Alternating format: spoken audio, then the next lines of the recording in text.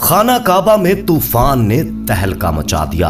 देखिए तूफान आते ही क्या मौजज़ा सरजद हुआ। प्यारे दोस्तों, खाना काबा में तूफान का आना, काबे के गुलाफ का उड़ जाना इस बात की निशानी है कि इस बार अल्लाह ताला ने हाजियों के हज को शायद कबूल नहीं किया और अपनी नाराजगी का भरपूर इजहार भी किया है। प्यारे दोस्तों, इससे पहले कि हम आपको इस बात की हकीकत से आगाह करें कि ऐसा क्यों कर हुआ, एक तो हमारे साथ वीडियो में आखिर तक जुड़े रहिएगा और दूसरा, आगे बढ़ने से पहले कंफर्म जरूर कर लीजिएगा कि आपने हमारा चैनल मौजा टीवी ऑफिशियल सब्सक्राइब कर रखा है। नहीं किया तो फौरी सब्सक्राइब करते हुए बेल आइकन को क्लिक कर दीजिएगा ताकि हमारी आने वाली मजीद वीडियोस का नोटिफिकेशन बर वक्त आपको मौसूल होता रहे।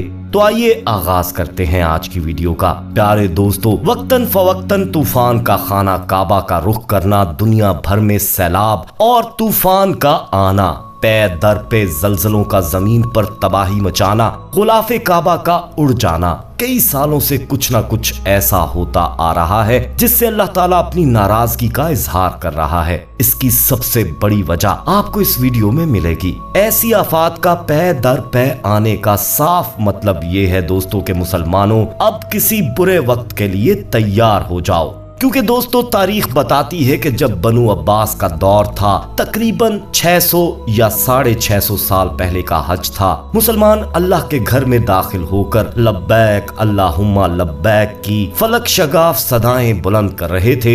हर तरफ एहराम पहने हुजाज अकराम का एक लाओ लश्कर था। कान पड़ी आवाज सुनाई ना दे रही थी, तिल धरने को जगह ना थी। तब अचानक आसमान पर काले बादल उठ गए और देखते ही देखते हर तरफ फैल गए। एक तूफानी हवा चली और हवा ने हर चीज को उठाकर दूर फेंक दिया। हाजी तितर बितर तो जरूर हुए, लेकिन तूफान के इश्ताल से उनके शौके हज में जरा फर्क नहीं आया। वो वैसे ही लब्बैक की सदाएं बुलंद करते हुए तवाफ करने में मगन थे। जोरदार हवा के झोंकों ने खाना काबा के गुलाफ को फड़फड़ाकर एक झटके से उड़ा दिया। हवा भरपूर चल रही थी और करीब था कि खाना काबा का गुलाफ हवा में उड़ जाता, लेकिन हवा और काबे के रब को ये मंजूर ना था। मुसलमानों ने जब ये मंजर देखा कि खाना काबा की दीवारें गुलाफ हटने की वजह से नजर आ रही हैं, खाना काबा पर से गुलाफ हट चुका है, तो उन्होंने माशाअल्लाह सुभान अल्लाह का जिक्र किया। उस वक्त ना तो फेसबुक थी, ना कैमरे की तस्वीरें लेकर दुनिया को तस्वीर अपलोड करके दी जाती कि माशाअल्लाह दीदार कीजिए,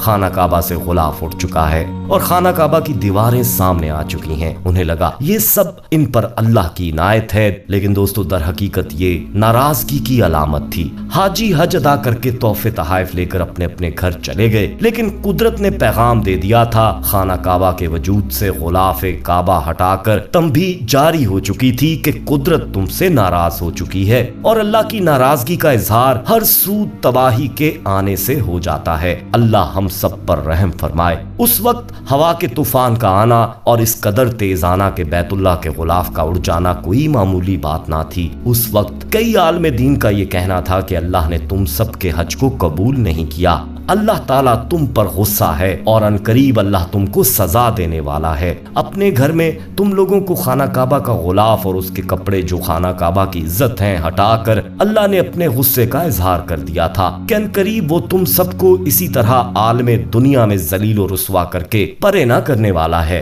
ये अल्लाह के जलाल की निशानी थी दोस्तों। तारीख के किताब का दूसरा सफा जब मैंने पलटा, मेरी आंखें फट गईं। मुसलमानों के ऊपर अल्लाह का अजाब नाजिल हो चुका था। खाना काबा के गुलाफ का हवा में उड़ जाना अल्लाह की निशानियों में से एक निशानी था, जिसको उस वक्त के मुसलमानों ने नहीं समझा कि बर्बाद होने के लिए तैयार हो जाओ। गुलाफे काबा का हवा में यूं उड़ना कोई आम बात नहीं थी। अल्लाह का अजाब गजब बनकर इस्लामी सरहदों पर हमलावर हो चुका था। उन्होंने ख्वारिज़म शाह पर हमला किया तो दूसरी तरफ वो हिंदुस्तान तक पहुंचे। अल्लाह के इस गजब का नाम तातारी था दोस्तों, जिन्होंने ख्वारिज़म शाह की हुकूमत तिनके की तरह बहा दी और मुसलमानों पर तबाही और बर्बादी के वो दरवाजे खोले जो आज तक बंद ना हो सके। तातारियों ने ना सिर्फ ये कि बगदाद को खाको खून में नहला दिया, बल्कि उसे खशो खाशाक की तरह तबाह बर्बाद कर दिया। बल्कि सल्तनते उस्मानिया को भी धड़ाम से नीचे गिरा दिया और खोपड़ियों के मीनार तामीर कर दिए। सिर्फ यही नहीं दोस्तों, कुदरत का इंतकाम इतना भयानक और सख्त था, इतना डरावना और दहशतनाक था कि उनके हाथों स्पेन जैसी अजीमुल शान हुकूमत को भी अल्लाह पाक ने निस्तो नाबूद करवा के रख दिया। अल्लाह का जलाल था दोस्तों, जो किसी तरह भी पुरसुकून होने का नाम नहीं ले रहा था। और यूं गरनाता को एक यहूदी लड़की के हाथों फतह करवाकर अल्लाह पाक ने मुसलमानों को जिल्लत और बदनामी का सबब बना दिया और शहजादी यजाबिला की बदनामी की मोहर लगा दी कि मुसलमानों की तलवारों को अकेली एक ही ईसाई लड़की ने जेर कर दिया। क्या ये तबाही बेवजह थी? दोस्तों, क्या अल्लाह का ये गुस्सा बेवजह था? बिल्कुल नहीं। मैंने माजी का तीसरा सफा उल्टा तो वहाँ एक खूबसूरत लड़की देखी, निहायत ही खूबसूरत और ब्राह्मणा। तारीख ने उस लड़की के साथ जिना को रकम किया है, वो भी खलीफा के महल के बाहर, जबकि खलीफा वक्त रेशमी लिबास में बैठा हुआ 5 इकसाम के खाने खा रहा था। लड़की का बच्चा भूखा था और वो अपने बच्चे के लिए कुछ खाना लेना चाहती थी। खलीफा की फौज का सिपाही था जिसने उस लड़की की मजबूरी से अपनी हवस की भूख मिटा ली। वो लड़की अपने भूखे बच्चे की खातिर जबान से तो कुछ ना बोली, लेकिन आंखों से बहते आंसुओं ने कुदरत इलाही के गज़ब को दावत दे दी। हलाकू और चंगेज खान के हमले से पहले बगदाद और ख्वारज़म के लोग इस बहस में मुब्तला थे कि सुन्नी हक पर हैं या शिया, सुई के नक्के से ऊंट आसानी से गुजर सकता है या हाथी, हम लोगों का शहंशाह ज्यादा ताकतवर है या तुम्हारा, तुम शिया हो, मैं सुन्नी।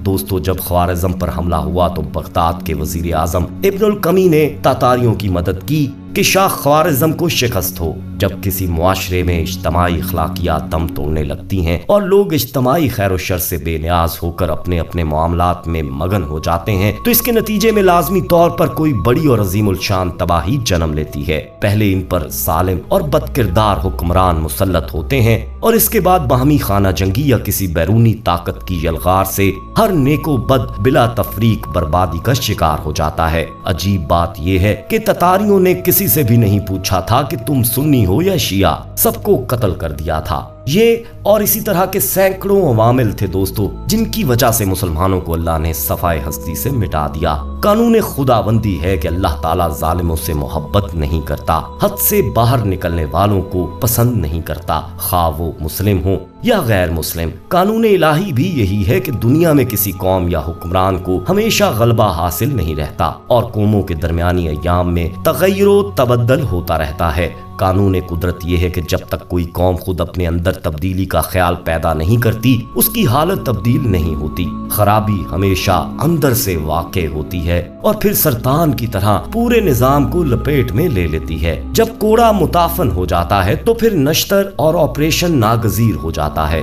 कुदरत का कोड़ा बरसता है और आने वाली नस्लों के लिए इबरत के निशान छोड़ जाता है। ये कोड़ा कभी चंगेज की शक्ल में नमूदार होता है, कभी हलाकू खान की सूरत में, कभी तैमूर की सूरत में, कभी नादिर शाह की सूरत में, कभी ट्रंप की सूरत में, तो कभी आपस में लड़ लड़ कर मरने की सूरत में। कुदरत की तरफ से यह अजाब उस वक्त नाजिल होता है जब इस्लाह का जज्बा इज्तमाई तौर पर खत्म हो जाए या इस्लाह की तरफ मुतवज्जा करने वाले मुट्ठी भर अनासर की बात ना सुनी जाए बल्कि उनकी तजलील की जाए। कुदरत जल्द किसी कौम को अजाब नहीं देती दोस्तों, बल्कि आखिरी वक्त तक संभलने का मौका फराहम करती है। आखिरी और कारी ज़र्ब सख्त लगाई जाती है जब खैर का अंसर कौमी जिस्म से खारिज हो जाता है, तब आती है बर्बादी। तारीख बताती है दोस्तों कि जब भी अल्लाह पाक के घर का ये गुलाफ ऐसे जोर से उड़ा है, अल्लाह ने कुफार के हाथों मुसलमानों को इनकी बदअमालियों पर जलीलो ख्वार करके ही दिखाया है। कोई ना कोई दहशतनाक वाक़या रुनवा होता रहा है। कुछ दिन पहले दोस्तों फिर हज के दौरान खाना काबा के गुलाफ को अल्लाह ताला ने खींचा मुसलमानों को बताने के लिए कि ऐ हज पर आने वाले मुसलमानों, तमाम मुसलमानों के लिए पैगाम ले जाओ। ये तुम्हारे लिए इशारा है कि तुम्हारा रब तुमसे सख्त नाराज है, सख्त गुस्से में है, वरना तारीख अपने आप को फिर दोहराएगी। इस बार भी मौसम के तेवर कुछ अच्छे नहीं नजर आ रहे दोस्तों, और हम मुसलमानों की बदअमालियां किस हद तक को तजावज कर रही हैं ये हर शख्स जानता है। इसलिए तौबा करने और अल्लाह के सामने गिड़गिड़ाकर इस्तगफार पढ़ने का वक्त आ चुका है। इससे पहले कि तौबा का दर भी अल्लाह अपनी नाराजगी दिखाते हुए बंद कर दे और मुसलमानों का रोना गिड़गिड़ाना भी बेमानी हो जाए, खुदारा मुसलमानों जाग जाओ और सजदों से अल्लाह की नाराजगी को दूर कर दो। अल्लाह पाक हमें हर बेहयाई और बुराई के इर्तिकाब करने से बचने की तौफीक अता फरमाए, आमीन या रब्बुल आलमीन। दोस्तों कमेंट में आप भी आमीन जरूर लिखिएगा। वीडियो पसंद आने की सूरत में इसे लाइक करते हुए दोस्तों में ज्यादा से ज्यादा शेयर कीजिएगा। जाते जाते एक बार फिर कंफर्म कर लीजिएगा कि आपने हमारा चैनल मौजा टीवी ऑफिशियल सब्सक्राइब कर रखा है, नहीं किया तो फौरी सब्सक्राइब करते हुए बेल आइकन को क्लिक कर दीजिएगा ताकि हमारी आने वाली मजीद वीडियोस आप तक बर वक्त पहुंचती रहें। अपना बहुत ख्याल रखिएगा और उनका भी जिनका कोई ख्याल नहीं रखता। आने वाली वीडियो में दोबारा आपसे मुलाकात होगी, तब तक के लिए अल्लाह निगहबान।